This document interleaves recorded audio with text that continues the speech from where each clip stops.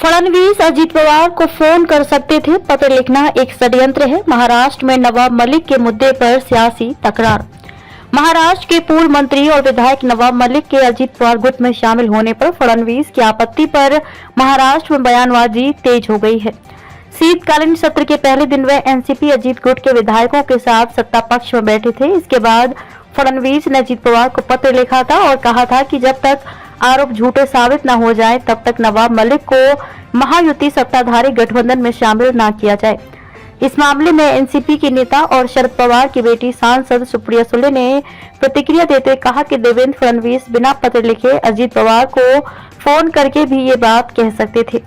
सुले ने कहा कि ये पूरा मामला एक षड्यंत्र का संकेत दे रहा है। उन्होंने कहा कि जब एनसीपी के नेता जेल में थे तो तब भी मैं सबसे मिल रही थी। मुसीबत के समय साथ रहना होता है। हर बार हम उनके और उनके परिवार के साथ थे।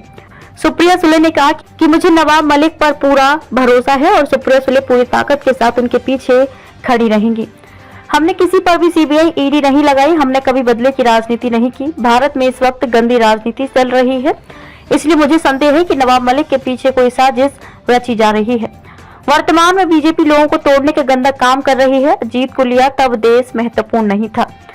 नवाब मलिक को महायुति में शामिल न करने को लेकर उप मुख्यमंत्री देवेंद्र फडणवीस द्वारा एनसीपी के बागी नेता और दूसरे उप मुख्यमंत्री अजीत पवार को लिखे गए पत्र में सत्ता से पहले देश का घोष करने पर शिवसेना ठाकरे गुट के नेता सुषमा अंधारे ने फडणवीस को जमकर घेरा।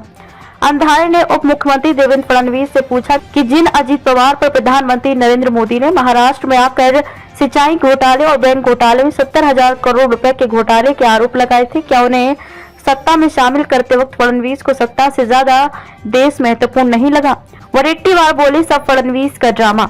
नवाब मलिक को बीजेपी के नेतृत्व वाली महायुति में शामिल न करने के लिए देवेंद्र फडणवीस द्वारा अजीत पवार को लिखे गए पत्र को नेता विपक्ष विजय वडेट्टीवार ने ड्रामा कहा है। उन्होंने कहा कि नवाब मलिक पर झूठे आरोप लगाकर उन्हें जेल भेजा गया। नवाब मलिक ने अजीत पवार के पक्ष में एफिडेविट दिया है। इसका मतलब यह है कि नवाब मलिक महायुति के साथ हैं।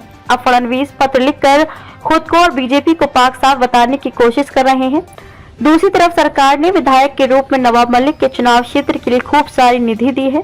यह निधि उन्हें महायुति के विधायक के रूप में दी गई है। वडेट्टीवार ने कहा कि बीजेपी ने नवाब मलिक पर देशद्रोह के आरोप लगाए हैं। अब वही नवाब मलिक जब सत्ता पक्ष में बैठेंगे तो खुद बीजेपी में भी इसका विरोध होगा। इस विरोध को दबाने के लिए यह सारा ड्रामा हो रहा है। बीजेपी को नवाब मलिक का साथ चाहिए पर वह नजदीकी नहीं चाहिए।